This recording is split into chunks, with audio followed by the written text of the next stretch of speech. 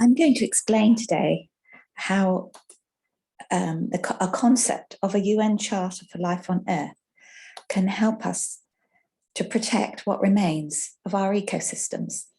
My name is Barbara Williams, and I look after a website called Poems for Parliament.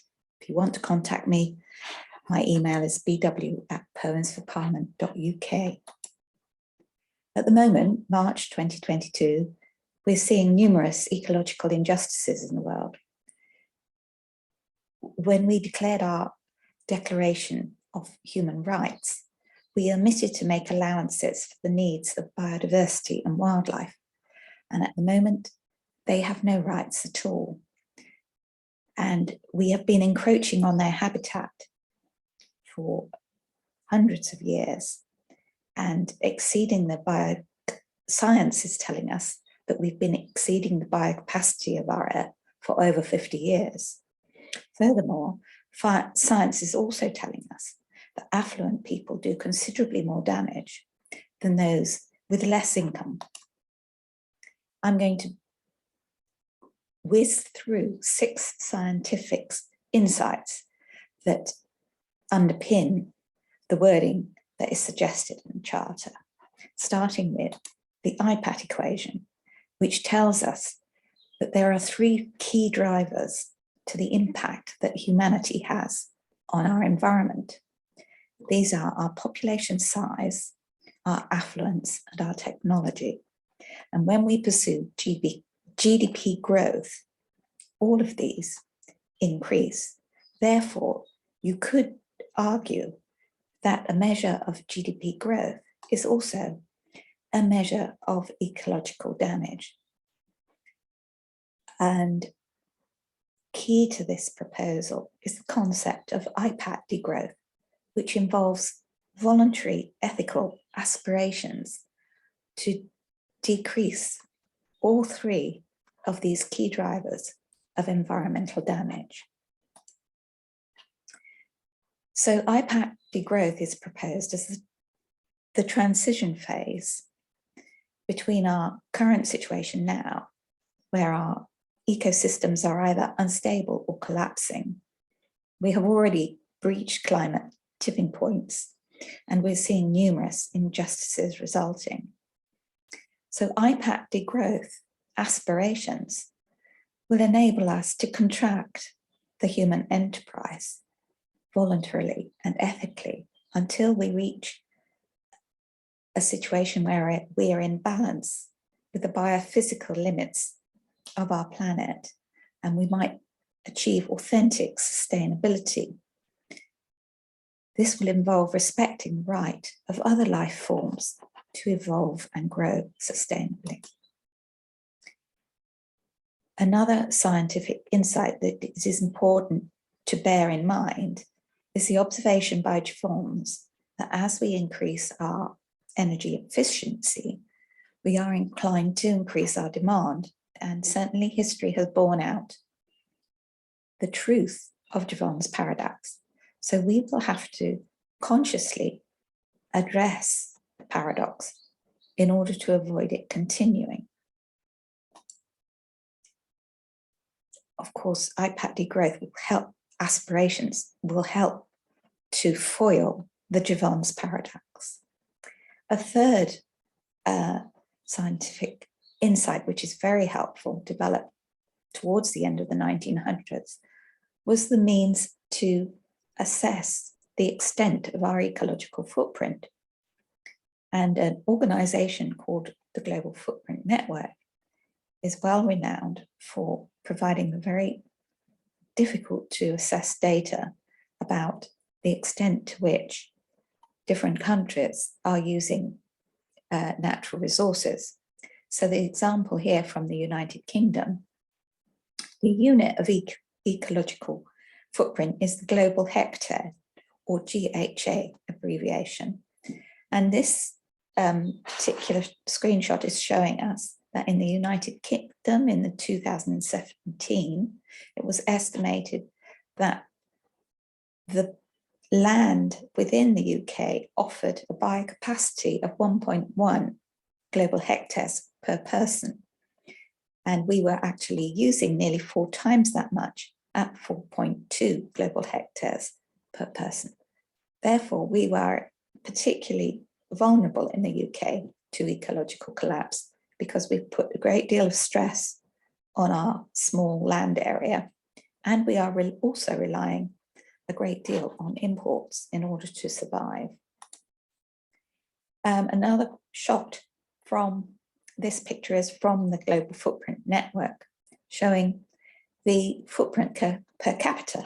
So you'll see the global north is much darker brown than the global south.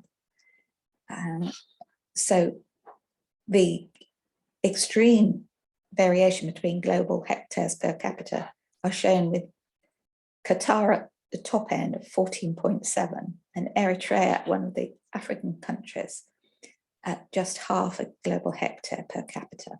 So huge amount of injustice in the extent to which we're using ecological resources, where of course we all collectively pay the cost of ecological debt. Global Footprint Network assess that since the 1970s, humanity alone have been using the full capacity available within Earth, and that is not allowing anything for wildlife. E.O. Wilson has suggested that we should allow at least half of the biocapacity of Earth for wildlife. So we probably went into exceeding Earth's carrying capacity sometime before 1960, probably, I don't know. It might be 1900s, turn of the century, or last century. Another concept introduced early in the 2000s is the different planetary boundaries, which Kate Raworth has referred to in her new economic model, which seeks to subsist within those boundaries. And unfortunately, not all of them are quantified, but of those that are quantified, there are only 3 where we're still remaining within our limits, and some very dangerously over exceeded at the moment. So the idea of a degrowth philosophy that will help us to transition back into those planetary boundaries is clearly beneficial. And finally, a little bit of research by Lucia Tamburino looked at what sort of footprint might be sustainable and with the current population in the world. So she justifies in her research that 2.14 global hectares per capita might be adequate for a fulfilled lifestyle. And she redrew the map, assuming that we had adjusted the global south upwards to that level and the global north downwards to that level. And it reveals that the countries in green could be ecologically sustainable with that level of consumption and the current population levels. However, the ones shown in orange would not be ecologically sustainable with the level of populations that they have currently. And the ones shown in blue could be sustainable, like the States, if they lowered their consumption per capita. So this hypothetical picture shows us that countries like the UK and China and India, Africa, if they do develop to in ways that will increase their ecological footprint, will be unsustainable. So IPAT Degrowth Aspirations will help to ethically and voluntarily shrink our populations to a situation that hopefully will be sustainable in the longer term.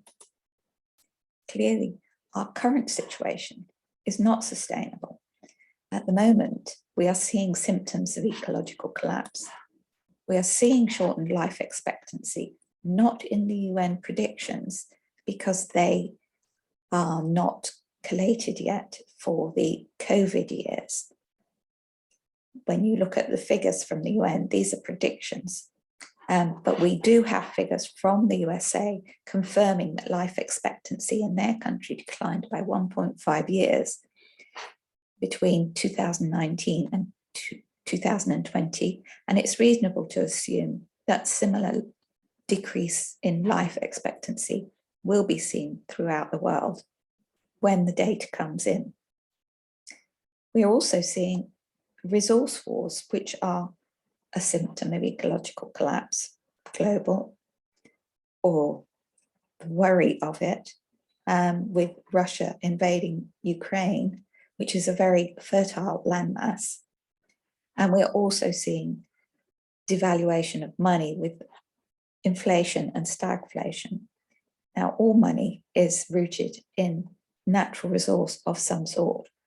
So as we deplete our natural resources and destabilize our ecology, we can expect to see unrest in our financial situation. So in order to address ecological collapse, we need to collectively and globally adopt the degrowth ideology.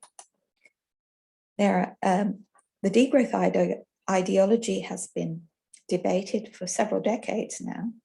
Recent texts, recent books that discuss it more fully are The Web of Meaning by Jeremy Lent, Post-Growth by Tim Jackson, Less is More by Jason Hickel. Donut economics is not specifically degrowth, but it will help us once we get into a sustainable situation after a period of IPAT degrowth. And then there's my own book, which is free to download from Poems for Parliament, which is called Saving Us from Ourselves. So at the moment, we are not aspiring to maximum mitigation at all, because most nations are still adhering to the growth economic paradigm. So they're still pushing on the three drivers of ecological degradation. Now, in order to maximize the mitigation of our future from climate and ecological collapse, we need to try and shrink all those three key drivers. And that requires a very significant shift in our mindset. Firstly, there's the awareness of the overshoot situation and how bad it is, which I've discussed with the scientific side. Then there is some more subtle shifts in consciousness and cooperation and behavior in general, cultural shifts. And I've categorized these as altered aspirations, ecological ethics, collective responsibility, and emotional evolution. So let's look at altered aspirations. Many of us in the modern techno-industrial world at the moment are focused on becoming rich or powerful, or just raising a large family. All of these are not helpful in the face, not only not helpful in the face of ecological collapse, but very difficult to, increasingly difficult to achieve, as becoming rich requires extraction of natural resources. Becoming powerful is a very self-centered aspiration. And in order to tackle ecological overshoot, we're going to have to work in a collaborative way.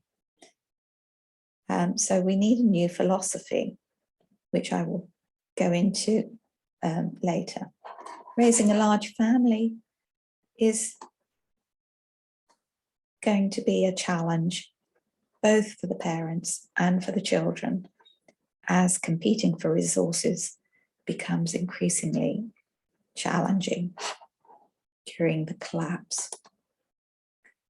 So the sort of altered aspirations that we need to achieve IPAT degrowth globally will involve governments setting degrowth targets. So just a government telling their population that, you know, this, for example, with the UK, we are not sustainable at the moment, operating 4 times the biocapacity within our borders, and we would be wise to try and reduce the size of our population, should hopefully influence people's decisions when they're planning their family. The size of our government institutions, very eco-costly, some of them, health service as well. We probably need to reassess the way that we do things and try to operate on a much more local level. The idea of levelling down salaries will help, for there's no point having an organisation that claims to be net zero when you have staff within that organisation earning salaries that they then spend in a very ecologically damaging way, like owning private jets and the other pursuits that very affluent people currently indulge in are usually extremely ecologically damaging. So the other aspiration change that needs to happen is with the way that affluent individuals actually use their affluence. There are ways that they can use their affluence very, very helpfully in this dangerous situation that we find ourselves. But that will involve personal choice of minimum consumption habits and investing in eco-restoration projects and other activities that will help their children's future. Organisations will need to reassess their whole purpose. Some will find that there is no role for them in an ecologically ethical world. Individuals' personal choice towards smaller families or even fostering or adoption will ease the pressure on our planet. Individuals choosing to refuse eco-costly medical care, again, will help. Moving away from industrialized agriculture, where possible, will help our soil to recover from the degradation caused by industrial agriculture. Ecological ethics is a concept that involves not ceasing to regard ourselves as the top of the pyramid in terms of primates or wildlife in general, and instead to regard ourselves as an intricate part of a complex mesh of interrelationships between other life forms. And that applies with our relationship between the two sexes as well. We need to work together for our mutual benefit rather than seeking to dominate one over the other. In terms of the changes within our organisations and our civilization, there are 4 general changes in the way we operate that will be helpful. Most organisations are looking always at the balance sheet. Now, as financial situation becomes more insecure, it'll become increasingly important to concentrate on the purpose of the organisation rather than the profit that it makes.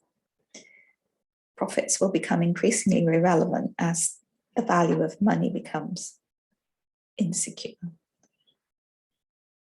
Secondly, the traditional method of operating in hierarchies with powerful at the top and less powerful at the bottom needs to alter to recognise everybody's role in the new way of looking after our planet. Mutual respect for all the different roles that are played.